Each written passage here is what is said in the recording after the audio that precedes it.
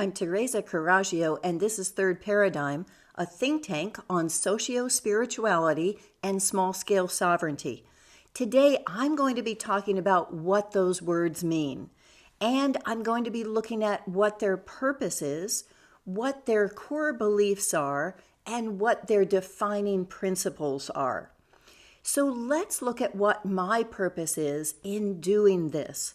So lately, I've been doing a lot of, not quite journalism, but more analysis of journalism. But every time I do that, it's really as an object lesson. I'm really using that as just one example for the larger picture of what I'm trying to get across. What I'm trying to do is teach an entirely new way of seeing both the reality in the world and the reality of the world, which is why I call this the third paradigm, because we have all these false dichotomies, these dualities, and I'm looking at both of those things from a completely different angle. Socio-spirituality is a word that one of my viewers gave me, and I love it. It captures everything that I was trying to convey and how I wanted to differentiate from other spiritualities. I feel like a purpose of others are to make you feel better, to make you feel more comfortable, to be calmer in the midst of chaos. And all of those are fine things. But what I'm looking at is a way of giving you the power to change the world. And in order to have that power, you first have to be able to see with open eyes what's actually going on in the world. And in order to do that, I think you need to get rid of guilt and you need to get rid of fear, and both of those lead to blame. So you need to get away from all three of what I call the unholy trinity in order to see with clear eyes what's going on. And then you need to question with an open mind the reality of the world. So this is something that I pursue in a way that I don't think is being explored by anyone that I can find in a systematic way. This comes from A Course in Miracles, but it also was something I was exploring before I found that. And so that has certainly catapulted me into a new level of being able to apply that kind of thinking. What are the core beliefs of socio-spirituality? In The Only Deadly Sin, another video of mine, I talk about how I have 4 core beliefs and 1 suspicion. And those stem from my only dogma. So my only dogma is that I am no better than anyone else. And from that stems the first belief that people are inherently good, because I feel that I'm inherently good, and so if I'm no better than anyone else, so is everyone else. So that when people behave badly, systems are to blame, and systems can be changed. As David Graeber says, we made it, we can change it. And my fourth belief is that all communities are equally capable of self-governance. So once again, stemming from the idea that I'm no better than anyone else, anything that I feel like we could do in our community, anyone can do in their community also. There's no moral superiority that I need to impose on them. Then I come to my one suspicion. And so my one suspicion is that I entertain the possibility that we are all one mind. And so that allows a lot of things to be possible that otherwise wouldn't. We typically have this dichotomy of saying that there is a God that created this world, and in other episodes like the Theodicy triangle and Theodicy hegemony and Michael Hudson on Ukraine, in all of those I talk about there being this dilemma that theologians have had, saying that either God is all good, or God is all powerful, or evil exists. But all three of those can't be simultaneously possible, because if God is all good, then God would not have created evil. And if God is all powerful, then evil could not exist without God creating it.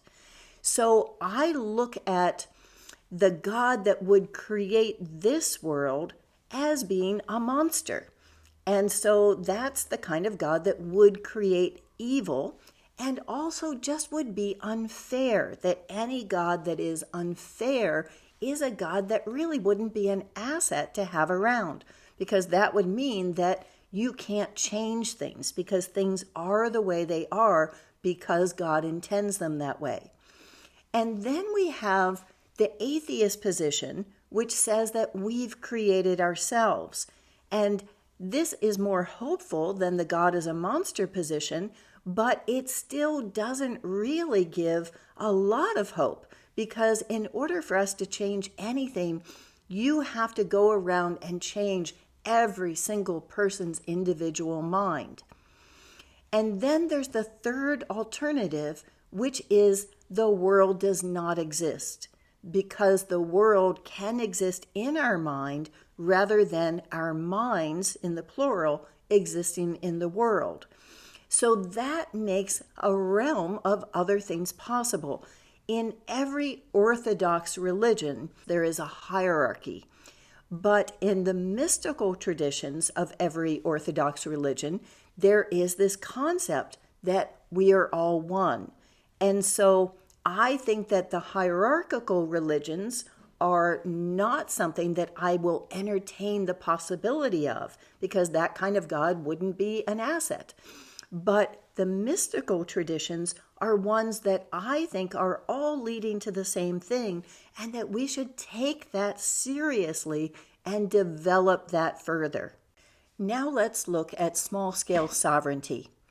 That's the topic of my book, How to Dismantle an Empire, which goes for the first 4 sections in a very open-eyed look at the reality in the world.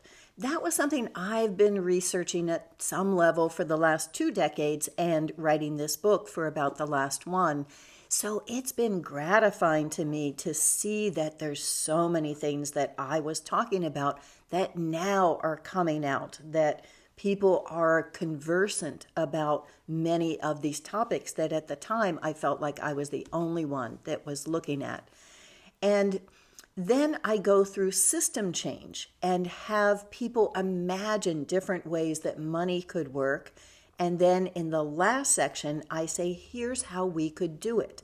Here's how we could create a system of governance so that every community has the same capacity to be able to control their own assets, to create their own money from those assets, and then to develop their policies for trade, for taxation, and for how they want to relate. What are the principles that define the overlap of these 2 fields of exploration? The first one might be that for anyone to gain, no one can lose. So what you're trying to design here is a system of proliferation, not one of redistribution. And then the second one is that ethics is consistency, which is the same thing as saying that justice is blind. Anytime you have a policy statement, you need to be able to change the proper nouns and have it still be something that you agree with. You have to be able to switch who you're talking about and have that still be okay. And then another one is that you have the right to do no wrong, that anything that is morally wrong to you, you should be able to say, I don't want to be part of this. And what protects that is the right of secession. What I say is that any time that union is forced, someone is being raped. So what are the positive rights that a person has or a community has?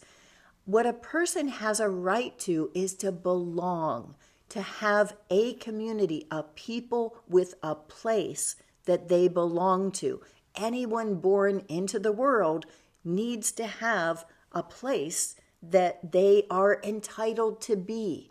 Everyone belongs somewhere. What's the role of the community? There are two types of power, and money and wealth can be distinguished between the two. There's power over others, which is what money gives you in the form that it is today. And then there's power over yourself, and that is what wealth gives you. So we want a form of capitalism because capitalism is what enhances that accumulation of wealth. Our communities need wealth in order to have power over themselves, and that means they need control over their own assets. So there is the use of power over in order to give someone power over themselves. As every parent knows, you have a responsibility to use your power over your children in order to give them eventual power over themselves. The purpose of the community is to empower families and households so they can measure their success by looking at an increase in home ownership, an increase in small local landlords, and increasing small local businesses. All of those are things where people are getting more power over their own lives. And then any form of federal government, which goes back to the original meaning of the word federal, which is a negotiating body between sovereign communities. So what they're doing isn't power over, they're the power between. And that should be something that is for the purpose of empowering those communities and strengthening them and making sure that they have the security to be able to work together and network and also enhance their own individuality. I've been doing my episodes, many of them, on Russell Brand's interviews because I feel that more than anyone else I can find, he's pursuing those two levels of inquiry. One is a spirituality of oneness, and the other is a politics of small-scale governance. But I feel like he keeps asking the same question, which is whether he's talking to Candace Owens or to Jimmy Dore in his recent one on the military-industrial complex. He keeps saying, can we bring spirituality into politics?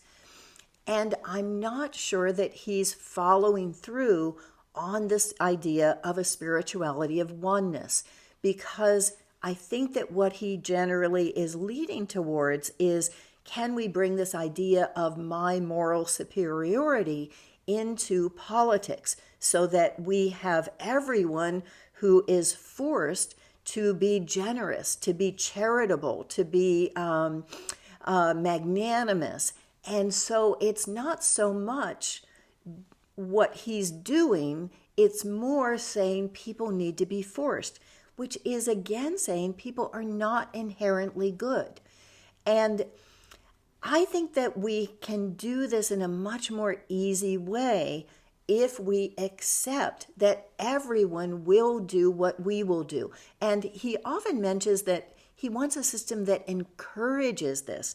And I am all for that. And I've got a lot of ideas as to how the system can encourage it. But it should be a system of reciprocity. And what is charitable should come from the individual, because that is the human spirit. And that's giving the best of ourselves. If you take that away and make it institutional, you're not only depriving the receiver, but you're also depriving the giver. So that's my thoughts. And if you would like more of these ideas, here is the episode on the only deadly sin. And here's a playlist that follows through on these ideas of equality and ideology. Thank you. And please subscribe.